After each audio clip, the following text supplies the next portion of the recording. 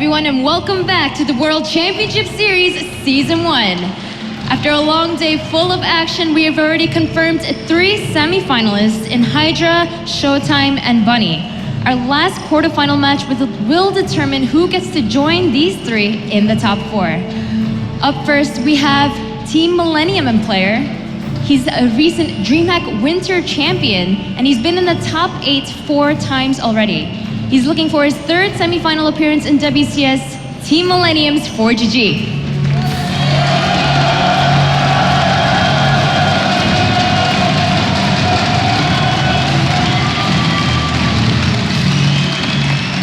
ForGG will be going up against a 2-time WCS champion. This player has already made over $100,000 in WCS Premier League alone. But up now, he'll have to go up against a Terran versus Terran expert. It is CM Storm's Polt.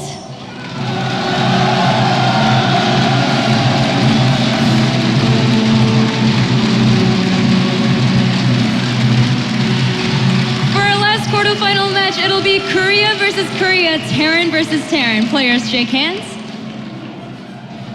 Only one of these players can move on to play Vaani. We'll find out who that is, but before then, let's head back to our desk of experts. Thank you very much, Smix. The French crowd is all about this match. We've got Millennium's ForGG going up against the only WCS champion that we've had in the top 16 these past couple of days, the only 2-time champion as well. ForGG versus Polt. A massive game here, the last game in the quarterfinals before we move through to the semi-finals in a little bit here. Fenner, a lot of people are saying that ForGG is going to wipe the floor with Polt. You think Polt can compete here against this guy in this matchup? He's the expert. It's his matchup. It is his matchup, but he's been a bit weaker lately than ForGG, and he's going to have a tough time coming up against this because ForGG is a mech player, and Polt is over in Korea at the minute practicing over there, and not many people in Korea are playing mech. Most of the guys over there, they're all about the bio play. They always have been. You can be a lot more aggressive.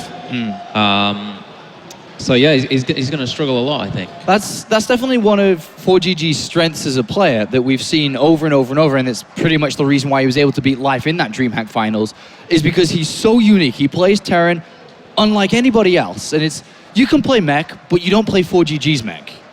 Yeah, that makes it very difficult for people to prepare for him, but I don't know, man. Like, I get, you know, these memories back from BlizzCon when MMA and Bomber had to play, and everybody was like, "Well, Bomber's the TvT expert. There's no way he's gonna lose that. He's gonna crush MMA." And then guess what happened? MMA had some time to think about the matchup. He prepared himself well, went into it, and won. So I'm feeling kind of the same vibe here with what's happening, and everybody basically saying that ForGG is just so good at turn versus turn that Polt's not gonna have a chance. The thing is as well though, ForGG played against Polt 2 times last year in DreamHack, and he won both times, Todd.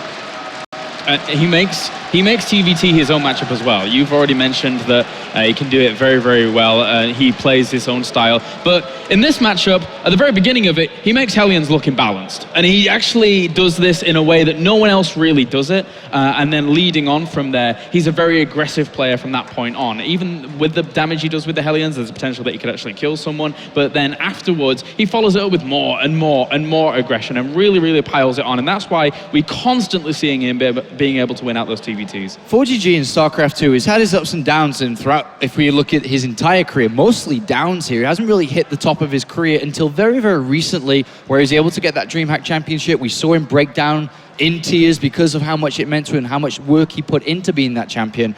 What can we credit this towards? Is it just because he's finally found his place in StarCraft 2 with his playstyle, or what do you think?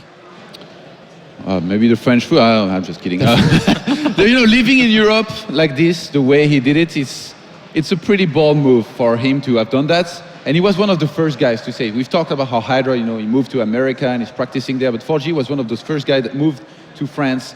Not only, you know, didn't speak French, didn't speak very much English. So yes, yeah. He's adjusted very well since then. He has reached this level of comfort of like living in Europe where he's just, I guess, kind of, you know, just happy in general. Happy with his life, happy with being a StarCraft 2 pro gamer, practicing, you know, with a very good rhythm. He's actually one of the guys that has some of the very best discipline in the scene.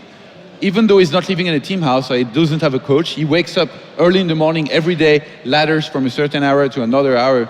And there was a time he was streaming a lot, and he's just so consistent with everything, not just his play, but the way he practices. And I think that's what makes him so strong, having reached, this peace and happiness in his life. All right, well, let's turn our attention to Polt then. Polt is a 6-time StarCraft 2 champion. He's a 2-time WCS champion. He knows exactly what it takes to be the very best. He's played so very consistent over the years. He knows exactly what he's up against now. He's a very, very intelligent player.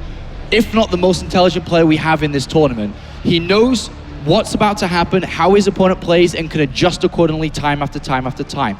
Is that his biggest strength here, or is there something else you think that can really assist him in being able to defeat ForGG? It has to be his biggest strength, really. He's come up against him twice before in DreamHack. He knows exactly what ForGG does. He has to take that into his mind, have a look at it, and just deconstruct the games. He has to figure out a way to get that lead and not lose in the same manner he has done before, which Kailaris said, all those Hellions up. We saw that in DreamHack. Yeah. Big blue flame Hellion pushes just coming straight up the ramp and going straight through him. Todd, being a former professional yourself, you've played on big stages, you've won big tournaments, you've made a lot of money in the past as well. But let's focus on these two. When you are presented a puzzle, and it is a puzzle, it's a strategy game. When you're presented a puzzle which you're not quite sure how to deal with because you haven't practiced beforehand, and you're sitting in the booth, you're like, oh my God, this is how he plays, and now I actually have to figure it out while I'm playing. How difficult is that going to be for Polt? I don't think it's that much about figuring out while playing, because they've actually had quite some times. They've had since yesterday, when they knew they were going to play against each other, to think about how they're going to play, which usually you prefer a lot more rather than learning that you're going to play against ForGG and have to play him in like 20 minutes or an hour. That's a massive difference. Polt has had all night and since yesterday to think about how to play. So I think that's why I think he's gonna fare well, in my opinion. And that's enough time for him to have enough to think about? I think so, personally. Okay. I mean, to think about it, but not to maybe implement it in practice and try and see if it is going to work out. So I don't know. I'm a little bit skeptical. Sorry, Todd. Well, I mean, I'm the ex-pro and the guy who didn't. All right, you win. That was easily given over there, Claris. Let's take a look at the map order here and see how this could potentially play out, because it's very, very easily... you can very much so look at the map order and then pick out the mech maps. Overgrowth is a pretty decent one. Vaani Research Station, pretty decent one. But then we start to open up the longer this series goes here. Catalina, Deadwing, Inferno Pools, much harder to pull off that style. So we have to be looking at this. These first couple of maps are very, very important for ForGG to make sure he grabs the wins on. Yeah, we're going to be looking at Overgrowth here to see if ForGG can pick up the win there. Great map for opening up aggressive, really short rush distance, so those Hellions that we've been talking about are going to be really strong. They're going to be getting across the map so quickly, and just basically gas-first openers in TvT as well, really popular right now. So everything ForGG is doing is going to be aggressive, and the first three maps are pretty much the smallest maps in the map pool. Yeah, those starting moments of the games are really the defining factor to see how ForGG is going to be able to propel himself forwards. But then TvT has taken on this whole other presence in itself of having so many doom drops going on in the mid game that some maps are pretty good for it, actually. Like Catalina, for example, if you're not covering the back positions there and you do get doom dropped, we've seen Maru time and time again have super success with those kind of doom drop plays. So you've got to be very, very careful going into this matchup and super on point about where your opponent's army is. Openers are going to be very important to start things with. Once upon a time, Terran versus Terran was all about the longer game, really playing this game of chess and movement, army movement. But nowadays, openers pretty much decide how the game launches, and a lot of the time who wins as well. So if openers are equal, nobody really falls very far behind. I picture Polt trying to do something, has making sure he doesn't take damage not only in the early but also mid game, and then starts maybe going, if he was to play bio against mech, which is what I expect, going very marauder heavy, setting up very good fights for himself, whether it's offensively or defensively, and sometimes looking for drop opportunities. But ForGG is so good in defense with his mech. All right, thank you very much, gentlemen. Awesome analysis as always. And now it's time to head to the last quarterfinal game. We are very, very close to getting to the top four. Which player is going to be eliminated? Which player is going through to the semis? Very good question, Apollo, as we are just about ready. We're in the lobby for the first game here of our next final quarterfinal, and man, I guess it goes without saying I'm a big fan of ForGG. I think this is going to be a rough series for Polt. I think it's going to be a rough series for Polt as well, but how many times haven't we made this mistake in the past where we think that Polt's era is kind of gone, and yeah, we still respect him, but then on the other end, you're like, he's not good enough anymore to duke it out with the biggest boys in the scene, and then we were always wrong. I think MLG Anaheim 2014 was truly one of those moments. You look at the play field back then, you had Dongray, Good, Trap, Live, Ragnarok, Violet, Stardust, you know, all of them, they were coming over, and everyone's like, well, you know, Polt is good, but probably a top 6, top 8 finish, and he went pretty much undefeated all the way to the grand final where Trap was eventually able to defeat him. But that was such a stacked tournament, at least, you know, for most of the tournaments we had that summer, and Polt still made it to the final. I completely agree, and any diehard fanatic will agree, diehard StarCraft 2 fanatic will agree that ForGG is a favorite going into the series, but you can't count out Polt, man. He's been too successful and too consistent over the years. It's going to be very interesting to see what he does to compensate for all the things that are being stacked up against him, as we are now loaded into the first game here to kick off this Terran versus Terran in the bottom left position of Overgrowth. Our first player in blue representing Team Millennium, he's ForGG!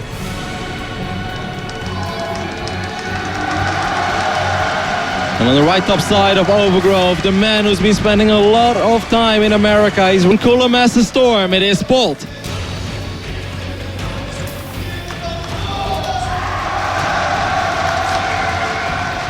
The last televised broadcast where these two guys went up in a live event on Overgrowth, ForGG did an insane amount of early damage and kind of just killed him really fast after a solid Banshee opening. Okay, but they had another game on Overgrowth, which I believe was the same tournament or like a week before that, where I think Polt picked up his 8 Marines and flew them over the Zelnaga Watchtower, where ForGG had like 8 Marines standing near that Zelnaga Watchtower, and he killed the medevac with all 8 Marines in it, and needless to say, 40 seconds later it was absolutely GG, because it was 2 Hellions against 2 Hellions and 8 Marines and a medevac. May have very well been that same game. You know, they played against each other, as Fender mentioned, at DreamHack Winter in the winners bracket. Just to start things off, ForGG took a very clean 3-0, 2 very aggressive games, and then that series was closed out with a bit more of a drawn-out mech game from ForGG against Polt. Of course, Merry-Go-Round is no longer in the map pool, and I think that kind of opens up the matchup a bit more. But this is a more condensed map for TvT. This isn't one of those places where the Doom drops are a bit trickier. You can defend your main base a bit easier. There's not so many angles to drop. There is, of course, always that siege range behind the natural you have to worry about. ForGG has won the last 5 maps in a row against Polt. He's currently riding a 5-0 record. And to go back even further, the last time that Polt defeated ForGG was in 2012. That's ancient history in StarCraft 2. I don't even remember what I was doing in 2012. Wings of Liberty. It's like, yeah, we're going way back. Actually, I was still all-inning. Not much has changed. Well, I was still in Diamond League, I think, back then. But this Not game, much has changed. Oh, I'm just kidding, Nate. I know you're Grandmaster League. Thanks to ForGG's builds. I've been studying this guy for a long time. ForGG is going for what we could call the standard way to play Terran versus Terran these days. A lot of gas first builds. He's got a super fast factory, fast second gas. This looks pretty much like a classic Cloak Banshee opening. ForGG is also one of the few Terran players that is okay with opening for a fast Raven as well. He really likes to follow up Raven plays with counterattacks after holding off a Banshee from his opponent with a lot of Hellions and sometimes even landed Vikings. So Polt will need to be on top of everything, because the last series that they played to start off those 5 maps in a row, ForGG killed him 2 games in a row with Mass Blue Flame Hellions. Yeah, it was painful. I remember watching every single game of that tournament that you mentioned, and I mean, it can be nice going into a series knowing that you've lost the last 5 maps in a row, and Polt is a very intelligent guy. There's no way that he forgot about that. But Polt is also the guy who's always confident. At least he always says that he is.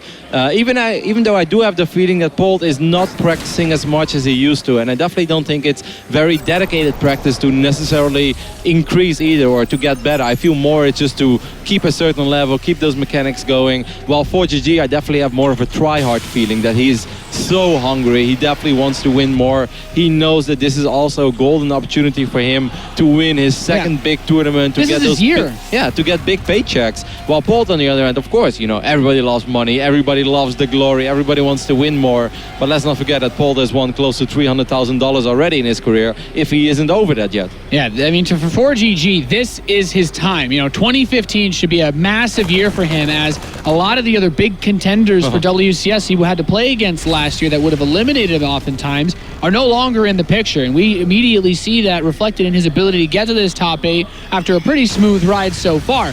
Polt's Reaper is going to be picked off, but ForGG didn't do anything crazy as far as the openings went. He went for a fast Raven, like I said, was possible. He could go for tank base push later and use the Raven's energy to fund a point defense drone so that he can hold air vision over the natural mineral line. But Polt is playing this very close to the chest. He's getting to some spread out turrets, 3 missile turrets. Polt's never been one to shy away from getting this, but it actually works against him because ForGG's not going for Banshees, man. No, Polt is misreading this a little bit, and that's quite uncharacteristic to say the least. Normally, whenever Polt senses something, then he is right. But ForGG is setting himself up extremely defensively. I kind of feel that this is one of these moments where ForGG just gets a pretty big army of one base, and of course, he's already expanding behind this, but he is going to move out, and there is a good chance that he will put these 2 tanks on the left side of the natural of Polt and try to do some economic damage just to even things up and just take it from there. Obviously, ForGG wants to draw this game out, and Polt wants to be explosive, as he always is. Yeah, ForGG, I mean, I like that you mentioned that, like, because for ForGG, it's not as much about the mid game, right? He likes to play the mech, but if he can end it early, he'll take a chance.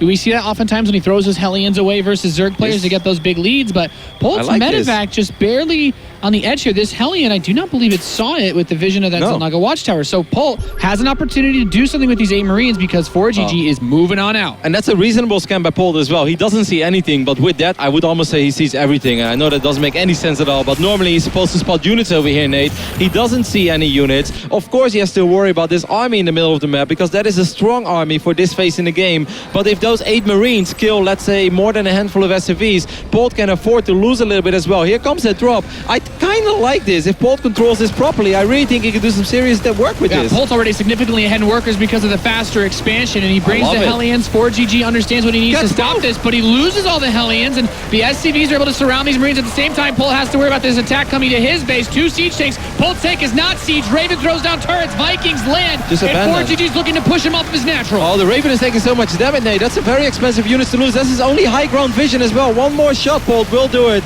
There he gets it. No more high ground vision. I guess there are 2 Vikings. Yeah, the auto turret gives a bit of vision as well now for ForGG. It has been cleaned up though, and another tank is able to siege, so ForGG holds it home, but he loses vision of the ramp. He kills the natural of Polt though. God. He's done more than enough at this stage of the game, and if he pushes up this ramp, he still has the tank in range. He's starting to get volleys on his opponent's tank. ForGG can take a quick win here if he shuts him down and locks him in his base. Wow, that escalated really quickly, Nate. I like how it started up early on. Both Vikings will die immediately, but this tank is gonna get picked off, and there's barely anything left over here for Polt. Yep, ForGG knocks down the natural, knocks down the army, and takes a very quick victory over Polt. There's nothing here to defend. A few Marines will trickle out, but we have those Hellions speeding across the map to reinforce. ForGG, he just absolutely wrecked Polt at the start of this game. I did not expect this to escalate that quickly. Obviously, ForGG was going to do quite a bit of damage on this side of the map. I did not expect him to kill every single worker and the orbital command. One Widowmine does get a very beautiful shot up, but I'm afraid it's just a little too late. Polt has 14 SCVs left, and GG is called. ForGG takes a pretty decisive victory in game number 1. I really like that you brought up the 8 medevac drop that ForGG picked off when these guys played months ago in DreamHack, because basically having those 8 Marines removed really hurt his defense either way. ForGG was going to lose workers to hold that drop, but he still had such a massive army to push across the map with that. Polt, even with that tank, which he did siege up very late, like he couldn't hold on. I really thought Polt was going to be okay because of that tank. He already had a tank, and of course the 2 tanks and the Raven is very scary, and a handful of Marines and 2 Vikings. But I kind of felt that Polt, if you kill 5, 6, 7 SCVs, you already have a better economy. He could even temporarily abandon his natural and then just get a second tank, and then eventually maybe bring the Marines back that he didn't lose yet on the other side of the map after killing a few SCVs. I thought he was going to be able to clean it up, but I think you mentioned a very important thing there, Nate. He sieged his tank rather late, and in crisis moments like this, every single volley of a tank can make the difference. Yeah, the devil's advocate side that I can play for this is if ForGG had nixed the second Viking and went straight for a medevac, Polt does not want to be sieged up in front of his natural, because then a drop going elevator into the back of his main base could have been very difficult to deal with, or even a big drop after just 1 Raven, which was meta for a very long time in this matchup. So Polt had to make a clutch call, and when you expand that fast, you don't have those tech power units fast enough to really handle this. So another tiny thing to point out is, like, 4GG even moved forward when he made that initial engagement on the bunker with just his tanks. They have 7 range, Marines have 5+1 for being in a bunker, so they can't even hit the tanks. And without SCVs being pulled there to defend, he just knocked it down super fast. Didn't have to lose any of his Marines at the start of that push. I really felt in that moment Polt should have immediately evacuated everything that was on the low ground, move it all to the high ground. I do really like the fact that 4GG dropped those auto turrets on the high ground. Yes. Because he landed his Vikings for some additional DPS, but then he lost his Raven. I was like, he doesn't have high ground vision. And then suddenly there's still 2 auto turrets over there, which are extremely annoying to kill if you don't have a bunch of stim Marines, because those guys have quite a bit of HP. Yes, it's actually very difficult to deal with those, especially since you're able to throw them close enough to the siege tanks that the siege tanks themselves can't hit them. They're too close to be within the siege range. The dead zone. Yeah, the tank's dead zone. Very well put, Roddy, as these guys fighting for this trophy here in the World Championship Series. This is their last quarterfinal as we move into game number 2 on Vaani Research Station. And that was 6, by the way, Nate. 6 maps in a row. Yeah, well, he's starting to build up a bit of a record now. Of course, our blue Terran player in the north position, representing the French team Millennium 4GG.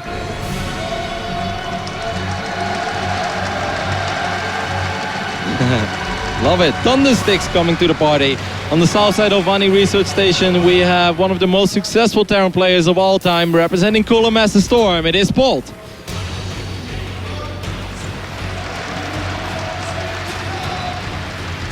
A very interesting question to ask at this point, Roddy, is which one of the 3 players left on this side of the bracket could actually beat Hydra? And Polt had a very, very difficult time against him. We haven't seen 4GG matched up versus him, but Bunny did take a map off of him in Gfinity. I mean, I definitely think that Bunny and 4GG have a slightly better chance against Hydra than Polt. I feel Polt's TvZ is just not as amazing at the moment as it has been once upon a time. I don't think it's good enough to defeat Hydra. Bunny can probably make it a little closer, and 4GG, well, 4GG plays in a certain way that it's often difficult to prepare. Yeah, exactly. It's not so much about how good Hydra is in that matchup, how good is he dealing with the style that 4GG is going to throw at him, because it's very hard to be unpredictable in TvZ, but I feel 4GG kind of is. That's true. He's good enough with just enough different styles that it makes him a very rough opponent. We saw him bust out both Bio and Mech in his round of 32 games, playing in Cologne. But for this map, for Vaani Research Station, you have a large main base, a very large natural, that walling off the front doesn't really help you because you have that big ramp to the natural, which is tucked in the back corner of the base. Both players this time around went for gas first. We had a bit more gas banked up for 4GG, so he's actually going to squeeze out a Reaper as he does start up his factory.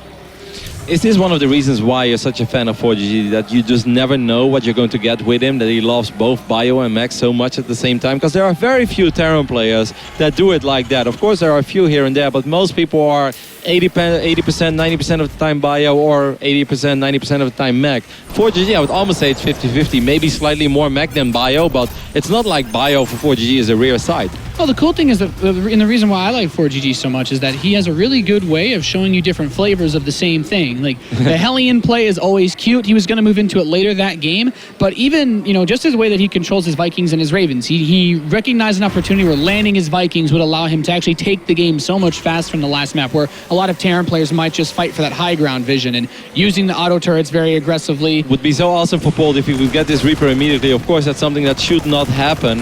If all 3 Marines were there at the right position, then I think it could have potentially happened. Unfortunately for Polt, that's something he couldn't have known. 4G hops in, saw everything that he would like to see. Is that a second Reaper, by the way?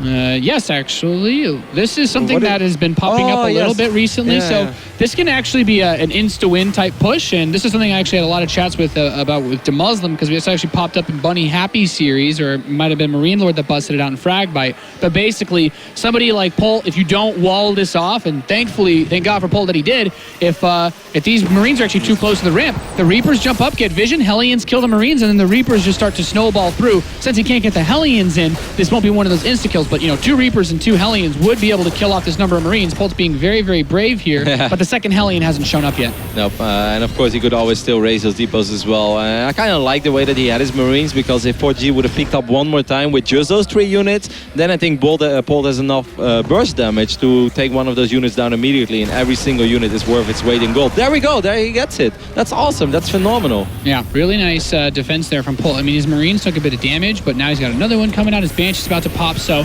ForGG's, he looked for an opening, he looked for a weakness, but there was none to be found, and the Banshee's now making its way across the map. Cloak halfway done, Raven just started. He does have a Viking already out though, so ForGG will tops have to burn a scan. He almost has enough energy for it. The really complicated thing for ForGG is that he's going to try to take that natural too. This is like a race against the clock right now. A Raven will be out in roughly 30 seconds, but I do think that there's going to be a sweet spot for Polt where he will have Cloak Banshee for 5, 6, 7 seconds, and even if he just kills like 5 SFVs, I would already say that this is almost good enough. Well, the Raven is... Oh my god, the timing of 4G is disgusting, Nate. Yeah, well, he had a scan save too, and he just dropped the mule now as he realizes, yeah, okay, I'm going to be safe. Everything should be okay. The Banshee can still pick off some workers and try to run away with the range of the Raven. I would always suicide this Banshee. Just get as many SFVs as you can. Yeah, that's... 4. I mean, Polt definitely would have wanted a lot more. Sometimes you see Terran players go for multiple, and he actually canceled... No, he did. It's finished. Yeah, I was going to check as well. I'm very surprised he didn't build a second Banshee in that case. Sometimes Terran players like Bunny do a really good job of pulling players like this around who rely on just Vikings and Ravens and not turrets by saying, okay, put one Banshee in your main base, drag everything over there, and have another one swoop into the natural. That's one of the things that I think makes Bunny an excellent TvT player. But for this game, it's just another nice thing for ForGG on top of an already nicely started series for the Terran. Yeah, economically, it's not bad for Polt though. He's had a few workers, and his command center is a tiny bit quicker than one of his opponents. Of course, investing in Cloak and never even being able to use it, at least for now. Let's not forget that Banshee is always something that you go fall back on in the later stage in the game if maybe ForGG forgets about it. It's unlikely, but Well, he is going next, so that's a very, very good point to mention, Roddy.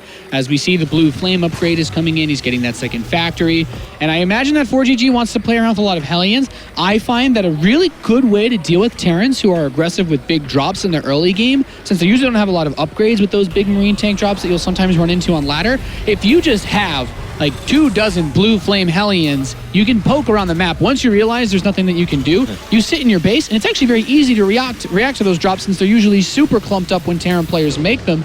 And ForGG is even going to use this to get aggressive. Yeah, I do like the way that Polt has positioned his units in the main base. He has a couple of units in the main, there's a couple of units in the natural, has the Viking and Raven on patrol, so he might be able to spot this almost immediately. He's going to spot it. Okay, he's going to have to bring all units over here. Don't lose any SFVs. Losing a few Marines is okay, just don't lose the SFVs. Yeah, ForGG's moving in. He's taking a couple of blows on these Marines, and at the very least, they're going to clump up a bit on the red.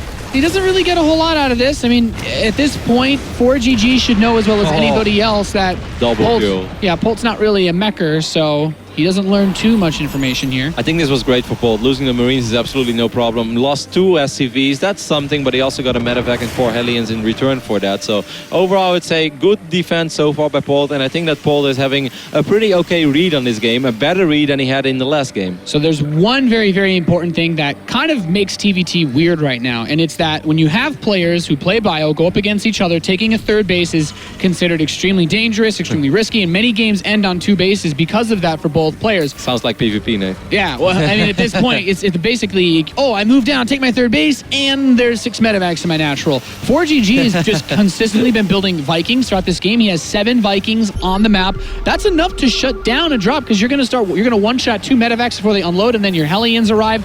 Polt might still be in this mode where he's thinking, I want to play off 2 bases. ForGG is not going to do a doom drop with this. He'll have a lot of medevacs available, as he's going to use them to do probably Hellbat drops on top of him or further Hellion harass. But Polt, playing off 2 bases like this, now starting his third, I do think it's very smart that he gets a third base. I totally agree. But he wants to get some damage done. I really want it, also because it's so hard to break any race and anybody on 2 bases on Vaani Research Station, because you have that pocket expand, and that ramp is very, very tiny, so it's very hard to actually just make something happen. And There isn't a crazy amount of space in the main either. The natural, of course, there is a little bit of wiggle room, but overall, you're going to have a very hard time killing anybody on 2 bases. So I really like that Polt dropped that command center even before ending Rex number 4 and 5. I think ForGG actually played a little bit greedy here. Yeah, He's built I'm not so many sure. medevacs, he actually has not built a single siege tank. And he doesn't have a whole lot of Vikings either. Yeah, he's going to drop auto turrets on this army and just try to engage it out on the field. A bit brave. He's going to land his Vikings at the same time, fighting against this with just pure Hellbat Viking. There are Questionable. Marauders mixed in here. I'm very surprised that ForGG was willing to play with so few actual gas units to defend. Well, and there we go. I mean, Polt lost his medevacs, he lost his tanks, but he wins that battle for sure. He also had a little bit of harass going down. He's going for the auto turret achievement, Nate.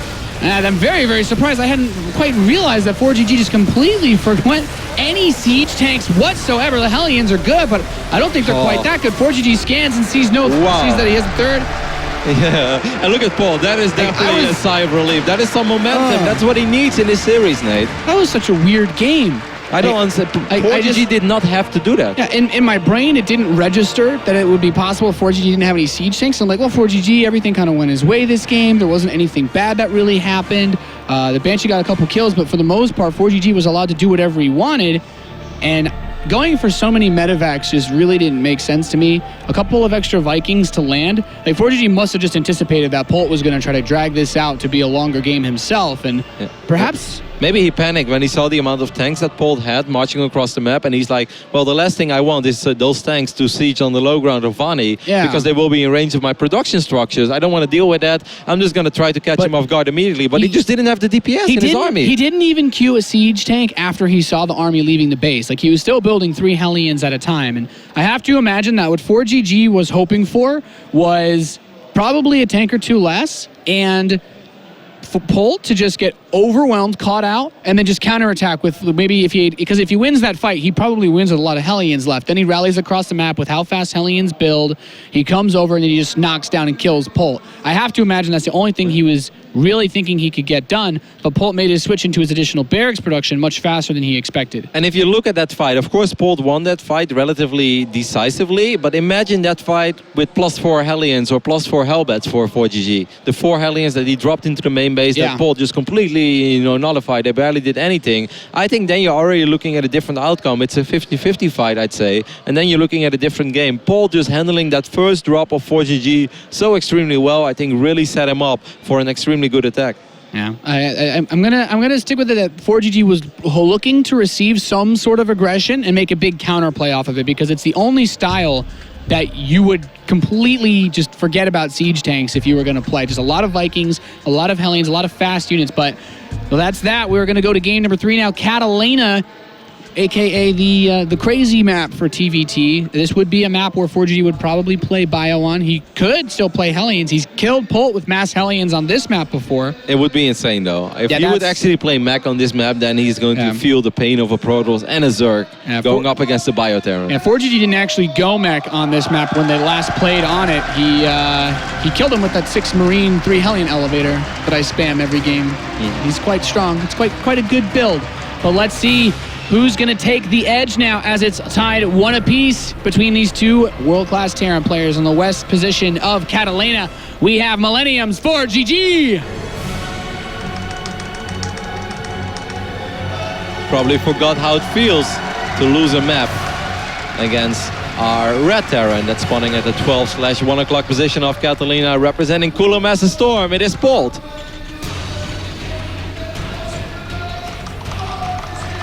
And you know, Roddy, Polt had a lot of very interesting results based off of TvT last year. He had a lot of very important TvTs in a couple of finals. His 1 championship came off the back of a TvT, but it went from being like really good to really, really shaky. Yeah, it was amazing. The results of Polt did not make any sense in TvT at all. 1 week, he's 3-0ing Tasia, and then he flies to the next tournament 4 days later, and he gets 2-0'd by Bunny, like twice or something. That just like, those results don't really add up, especially because Tasia never lost tournament finals up to that point, other than the one that he lost in 2012 against Hero. That was actually a super cool finals, by the way. The amount of energy and the amount of momentum that Polt was carrying after just winning the first map against Asia, that just really made it a very memorable final, despite the fact that it was a 3-0. Like, it was a 3-0 that I've really enjoyed the trio as much as I did that one, and I have absolutely nothing against Asia, by the way, but that was quite magical. Polt also traded a lot of series against Bomber, not only in the WCS America playoff brackets, but at the Red Bull Battlegrounds events 2-3, as well. and WCS America 2-3 as well. He had a couple of great best of fives against Bomber. And how can we forget the infamous game between Polt and Bomber, where Bomber just let 6 medevacs full units die? On King Sejong, and then he did it again 3 weeks later And on won. on merry-go-round. It's like, no, Bomber, not again. And even Bomber thought it was really funny. And obviously Polt was wondering to himself, he's like, okay, if I'm winning these games, how do I actually end up losing the series? It's been a very topsy-turvy road in TvT for Polt. ForGG's always been known as a very solid player in this matchup. The build orders that he goes for generally been centered around stopping most of what's popular on ladder. He plays a ton of it, and if you're ForGG and you're laddering a lot, you're running into guys like Happy, Marine Lord, Bunny, top European Terrans that honestly are kind of known for having really solid TvT as well. So you get into the position where you have a couple of really good practice partners, and Polt, unlikely to play against someone who plays like ForGG as much, but after that second game showing that he can still hang in there, play a solid enough build to deal with whatever comes his way. ForGG's going for the much faster factory this time around. Polt is once again playing for the fast expand. I do like the fact that he's put the command center in his main base. He knows that any sort of elevator play is very strong on Catalina, and it's really hard to defend both locations at once. So if you're going to go for a better economy than your opponent, then at least play it a little safe. Put it in your main, so you only have to worry about defending one location. Yeah, I definitely agree there. And Polt actually, okay, does have that second depot. I couldn't quite see it there, but we have that Tech Lab coming in now. And this could still be a Raven. It could still be I think a Banshee. Banshee. This is a good map for Banshee. Polt does not have the worst spawn ever. Neither player gets the bad spawn on this map.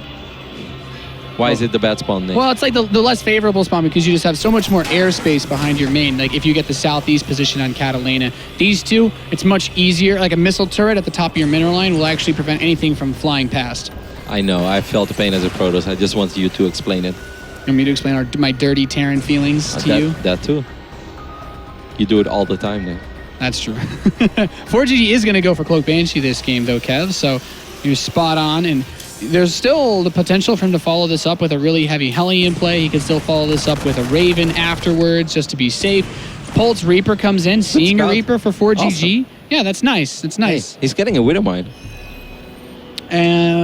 Polt? Yes. So what I imagine Polt wants to do is use the lack of a fast Viking. Maybe he goes for a quick medevac. He could still go for a Viking, but he can put it at the edge of a missile turret vision to allow him to just tag a Banshee and then kill it if he gets just one shot off the missile turret with it. I think he wants to be aggressive with it, though. Like, he might try to snipe the first Banshee. I would put it behind my refinery or maybe in the shadow of my command center, or just put it in a very awkward spot, which seems to be the case. Put it somewhere where you wouldn't often see a Widow Mine. I don't think he's going to march it. Yeah, okay, he's going to put it right in this like outside area, but the Banshee is not headed anywhere in that direction. Oh, maybe he can wiggle it all the way around, and then if the Banshee leaves the main base, it's going to fly into the mine. Yeah. If Polt can plan this out all along, I'm going to absolutely lose it, because that would be insane. That'd be like too much for me, man. At that point, I don't know. He'd become a wizard. It's too much. It's scary at the moment. Yeah, Missile Turret and Viking are enough to shoo away the Banshee. Of course, big investment that has to be made for Polt to do that. He wants to chase this Banshee down. And ForGG's looking for a soft spot. He's looking for any weakness. It's like, well, I can at least force you to drop a scan. Of course, that Banshee is so low on health that a scan should be enough to kill it. He's going to bring the Marines up as well. He wants it, and he's going to get it as well. Lost a single SCV and a scan, and then maybe one Marine or something. But I think overall, that was very good for Polt. Yeah, this Widow Mine actually is still in a great position for any follow-up push that ForGG could do based on these spawns. ForGG, if he wants to move over towards that cliff and elevator into the main siege tanks. I think he's going to pick up the mine with his medevac. Yep, I saw it. Okay, that's also a pretty good move. Yeah. I mean, we've seen this go two ways in the past. It's either amazing or often the Widowmine shoots at his own Marines and then he does a lot of damage to his medevac and then it just all comes crumbling down. The Reaper gets sacrificed, but at least Polt knows where the units of ForGG are. He's probably just going to boost into the main base, correct? I think so. There's nothing at the natural to really do. Like, I guess now that he's been spotted, maybe he'll just drop the Marines and try to kill this. I don't know about burrowing the mine, but I guess maybe if it hits Marines, ForGG not really paying attention there, loses a Marine, and a lot of the other ones get injured severely. Since ForGG's only building Vikings at this point, those Marines are going to stay injured for quite some time. Yeah, let's not forget that Polt is already 6-7 workers ahead. ForGG is still indeed producing a lot of Vikings, but he is getting stim behind this, Nate, so just the Vikings alone does not necessarily mean that he's committing committing to a mech build or anything like that. He's moving out. He, of course, does have a small tech advantage when it comes to the tanks. He's currently on 2 tanks, but Polt already has 1 tank as well. I kind of like how this is going for Polt, but the last time I said that, he died 30 seconds later. But I like it again, Nate. I'm just going to say it. The only thing in this game that's really bad for Polt is the lack of any type of stim that he's able to set up. I still like his position with the upgrades. His tank production is looking very nice, and he's situated himself nicely on 2 bases. Keep in mind, these siege tanks are in range of the bunker of Polt, but not the tank of Polt. So ForGG can do a bit of sieging, and actually, I don't think Polt was quite aware of this, so I don't think he's in range of any of those other tanks, but he has the Viking and the Raven, so he can play defense drone and just hold the air, hold the skies for quite some time. Really good snipe down on the medevac as well. ForGG gets a couple of volleys off, picks it off before even taking a single hit on his own Vikings. One of his Vikings is a little bit damaged, but ForGG would still win and scan. But I don't really like this. I think I prefer to hold this position and try to inch forward. Like, he kills 1 tank, but with the other 2 here, well, ForGG's going to move up on this anyway. He's willing to lose 1 of his tanks, lands the Vikings, and moves in these Marines, feeling brave as the Millennium Terran as he moves into the mineral line. I mean, it may have been a brilliant call, we'll see, but if ForGG would have been able to contain Polt for such a long time and dominate the skies. Look at the tank on the high ground. I think it's a great tank. Yeah, good scan from Polt as he gets vision for his tank, so he should be able to shut this down. ForGG scans, and he cannot get in position to deal with that, so the splash just wrecks a lot of these Marines, and ForGG just a bit brazen there with that push. Yeah, great hold, of course, by Polt over here. Should probably back off right now. There's no need to chase all this really needs to back off. He's running into tank fire in the middle of the map against ForGG. This is a bit unnecessary. Yeah, loses a single Viking. I think ForGG misplayed that, Nate. It was a very questionable call to use all of his energy of the Raven to get a single Seeker missile off. Like, it looked scary for a split second there, but he would have never lost control of the skies because he could have dropped a PDD. And Roddy, Stim is just starting for Polt. He was not in any position to pull SCVs and try to bum rush down that, drop Marines on either side. He did not have the firepower necessary to take out a defensively postured ForGG, even outside of his own ramp. So definitely a bit of an overstepping by ForGG. He didn't kill too many workers. The count is still favoring Polt by a nice margin. Yeah, quite a bit even. I would say 8 workers on a 2-base economy. He's going up to 3 command centers behind this as well. Oh boy. ForGG is going to look for his next opening. This might still have stim. Exactly. Yeah, this might still be maybe a minute or so where ForGG will be able to make a couple of plays happen. Polt has to be careful that he doesn't get too carried away either in the success that he just had. There is nothing in Polt's base to actually defend against this drop. Everything that comes towards that ramp should be absolutely wrecked by the Stim Marines of ForGG, and this is suddenly getting really awkward because the factory is exposed. Yeah, well... Yeah, but Polt's not going to be able to build any tanks. He might actually just kill this factory. These tanks are going to move up, and these Marines without combat shields are very vulnerable, but he can actually just step up towards that mineral line if he really wants to. I mean, Polt does have a superior Viking number, so he can start chipping away at these medevacs. He's going to drop on top of the tanks, at least on top of one of them. I'm not sure about this engagement over here from Polt. A couple of the bio units were not fighting, Nate. He did a really good job, actually, though, Polt, of targeting down that siege tank with just the one Marauder up front. ForGG was not target firing with his siege tanks, and now Polt has that vision advantage, so ForGG's tank should be cleaned up without too much trouble. Running back to the mineral line. Okay. I do like this. Get something for your money. Yeah, and he can force his cancel immediately on 2 or 3 barracks, even kills one of them, maybe gets a couple of SCVs over here. Of course, this will be the end of this hit squad. He's going to work on the eBay. Well, it's not really researching anything, so that wouldn't be a disaster for Polt. Very explosive TvT, so many things happening, but I still like Polt's position, because the next time they fight Nate, he will have Stim, and he has triple orbital. Of course, losing the factory, that's not pleasant at all, but other than that, I kind of like it. That was a phenomenal hold for Polt. He has his +1 armor and attack. His armor upgrade finished during that fight. ForGG is just now finishing his +1 attack, and ForGG is playing that 2-base style that I kind of talked about earlier on Vaani Research Station. Polt realizes, like, you know what? Slow down. Yeah, there's actually no reason for me to throw this game trying to hold on to a third, because the one way that ForGG is going to beat Polt, at least from this position, is by attacking that third, forcing the army to go defend, and then doom dropping the main base. And Polt, very, very smart of him to recognize that that's basically the only way he's going to lose. And here we go. What did I just say? Yeah, and of course, you know, the positions just kind of scream for it as well. That's very unfortunate for Polt. He throws down 2 scans, doesn't see the army, but what he does see is that ForGG is still on 2 bases. Yeah, he sees no third base, and that should tell him more than enough. He's like, yeah, okay, with the amount of you just invested, oh my, he's barely, okay, now he's seen in terms of the vision there. Oh, the units out of position though. They are out of position for Polt. Again, very unfortunate. Had a scout out there, had 2 scans, and still managed to miss this.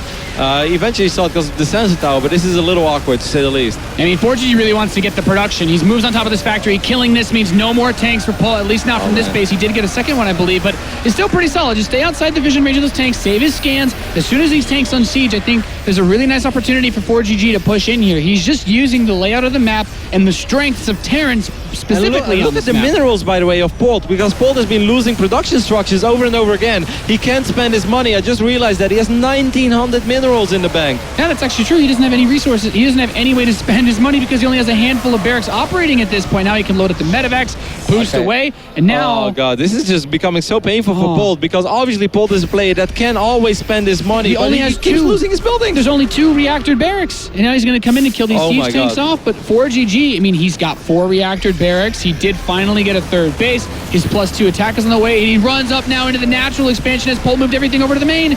This is just so frustrating for Polt. He's sitting there with 2,400 minerals. If he pushes ForGG back for a couple, for another minute or so, then I'm convinced that he can finally spend his money, and then he's going to be in a phenomenal position. Imagine if all those minerals were Marines today. He'd be up like 70 supply. Yeah, he'd have an absurd lead over ForGG, and this is the really, really tricky part right now. Like, having to replace the factory. He's actually starting up 2 now, as the one in the natural was protected from that attack, but all these barracks that he has to build, and the way that everything is sort of set in the top of his main, everything else he builds will be in range of that bottom left area that ForGG's been pushing. Man, I already saw that comments at the dying. I closed my eyes and I thought it was done. I accepted it. Acceptance has sunk into my body, and now suddenly see I'm still alive. I have no idea how that happened. The dream is still alive for a 3rd base. Now Polt's going to try to come down this ramp. Takes a bit of a small trade. The upgrades are temporarily even, as +2 attack is going to finish up much faster. No, you're Polt. not actually going to attack right now, Polt. I think he's under the impression that ForGG is planted down a 3rd base, which he has. So Polt realizes that he's being contained too much. He has to make a play. Medevac peeks in and he's like, I actually don't really see a whole lot. I mean, if ForGG doesn't realize what's going on fast enough, then there's a big opportunity for Polt here, since ForGG has no sensor towers. I think if ForGG wants, he stimps forward right now and kills everything and kills all of the production again. Slowly but steady, Polt is starting to spend his money. Look at that, he's producing 11, 12 Marines at a time. He's producing 3 siege tanks at a time, Nate. Yeah, he's got a ridiculous number of factories. This drop's going to hit the natural of ForGG. Does he have enough to defend against this? I'm not sure. Now he has to manage himself over at Polt's base. I don't think he can base trade. I think Polt has a really good defensive position at his natural ramp. Wow, this is such a great move by Polt. He's being contained, just picks up all of his units, starts attacking on the other side of the map, and he gets a phenomenal trade here. And he does it all with 2-2. ForGG's +2 attack is about to complete, but it is not ready yet. He doesn't have the armor as well even started as Polt begins 3-3. He's spending that money now, Roddy, and he moves into the main base. I don't think ForGG can actually stop him here. Polt has not felt this rich in forever, Nate. This is such a good moment. It was a very frustrating game for him. He had all this money, just kept losing his buildings, also because of the way that they have spawned. It's so much easier for ForGG to drop Polt than the other way around. Polt, there are still 3 tanks shooting at all your reinforcements, but I almost think it doesn't matter. Polt is playing great. Yeah, Polt played a really phenomenal game today. At least here on Catalina, he picked off a ridiculous number of SCVs. ForGG's economy is in the gutter. And this next Marine Force should be able to shut down that 3rd base. Like ForGG, he's trying to make some magic happen, but he doesn't have anything. Lots of Marines stemming forward over here for ForGG, but even if he gets an even trade here, it's still good for Polt. Polt has a much, much better economy. Polt is like, hey, remember the time that you were shooting at my 3rd orbital? I'm going to return the favor. And, well, ForGG is going to try to prevent that, but he doesn't have the numbers. And he doesn't have the upgrades either. He does pick off one of those medevacs as it loads up, but Polt is just starting to hammer away at him. And as soon as Polt starts... This is just look at this guy, those 2 guys. That's you and me, Nate. Buddy Cops. The dream. Blowing away a tank with no hit points left. I can see it. I have those dreams, Nate. Polt is in a fantastic spot. ForGG still has a reasonably large army, but he's down that armor He's down the armor upgrade. I guess a couple of units have been transferred in the siege line or something, right? Yeah, that's probably what that... ForGG's way down on supply, but most of it is in workers. Like I said, that army supply is only down about 20, and if he can get into a weird position, like all ForGG can try to do right now is force some sort of base trade, but losing this orbital, big loss for the Millennium Terran, and Polt, all he has to do is hold this push off, and he's got the game in the bag. Yeah, he doesn't have to take this kind of fight at all. He's going to siege up, the retreat, wait for the reinforcements. He's producing 10, 12, 13 Marines at a time from time to time. He's in a great position, and he knows it. Polt has so much momentum after that game on Vaani Research, but this has been one of my favorite games of the tournament so far. Such a frustrating game, such an uphill battle for Polt, because he couldn't spend his money, but he hung in there like a champ, the champ that he is. and now he's going to win game number 3 on Catalina. Yeah, he picks off this third base, though. ForGG is not giving up just yet. He cleared out 20 SCVs at that base. As soon as this attack gets stopped, that's when we'll see ForGG, but he doesn't want to give up just yet. Now everything's been killed. GG is called. Polt takes a 2-1 lead in this series over the Millennium Terran. I saw some real old school Magic Polt over here, man. Like, that's the Polt that we've been watching for years and years. No matter how much pressure he's on, he kept his head calm. And we often say, you know, best defense is a good offense. And it was true again. He was being semi-contained. Tanks were going up everywhere. Well, he just picked up 4 medevacs, decided to drop, kill 30 SCVs, and suddenly it's Polt game. Suddenly he bought enough time for himself to spend that ridiculous bank that he was forced to have, because ForGG did a great job in putting a lot of pressure on him. What an awesome TvT. I really enjoyed it. Yeah, just a couple things that I'd like to touch on from that game. Polt, when he got scanned and ForGG saw that there was nothing in that main base when he did his initial Doom drop, he could have just gone straight for the ramp. I feel that ForGG actually dropped too far away from the ramp, because all of Polt's production was in the northeast side of his base. And if he shuts down the production then, but also gets ramp control with Stim, a concave of Stim Marines, even in inferior numbers with tank support, like trying to go up that ramp to defend against that would have probably lost the game for Polt. ForGG, he had a couple of good opportunities, but wasn't able to capitalize on them. I think 2 missed opportunities in the start of the game already with that Raven. Like, that Seeker missile was unnecessary. He did not need to do that. He was going to have control for a long time, would be very annoying for Polt. Polt would be forced to burn quite a few scans here and there, because he would never be able to win the skirmish in the air, because it's 3 Vikings against 3 Vikings and a PDD. Like, you can't win that. That would just be foolish to even try to take control of the skies, and Polt knew that as well. And I think that Polt was very happy when he saw that Seeker missile going down. Of course, it makes things a little bit tricky, you know. Instead of 2 tanks, you only have 1 tank. You have to reposition your units, but at least you don't have to worry about being contained and losing control of the skies forever, which, you know, is still very important in some scenarios in TvT. Yeah, with how long point defense drone lasts, especially before that patch coming in, for Terran versus Terran, it's one of the things that make aggressive movements like that very hard to handle. The point defense drone lasts like 2 minutes, and you're sitting there. You can't win a fight with your Vikings for 2 whole minutes. That's more than enough time for ForGG to get a 3rd tank, or even just move up one of his tanks within range of Polt's. Or even get another base and just create an economic lead. There are so many things you can do in 2 minutes. 2 minutes in a game of StarCraft 2 on this level, that's a century. Yeah, that is, there's an absurd number of things that can happen in 2 minutes of a StarCraft game. Deadwing will be map number 4 as we load into this, and Deadwing is, you know, it's a big map, but there's still a lot of airspace. Those big drops that we've seen in close to every game so far can still be very, very powerful. Mech or bio, Nate? I think this is, I'd like to see mech out of ForGG on this map. Alrighty, well, it is vertical as we are already loaded into game number 4 of our last quarterfinals, by the way. After this, it is time for the semifinals, and of course, we're going to go all the way with the grand finals later tonight, where we will crown our first ever Premier League champion, because of course, this is a new WCS setup. That's right. We are here in the northwest position of Deadwing, the Millennium Terran player in blue. Give it up for ForGG! The Frenchies didn't hear you, but they still clapped when they were supposed to, Nate. That's just your magic. Over here on the left bottom side of the map, the one and only Cooler Master Storm's Polt.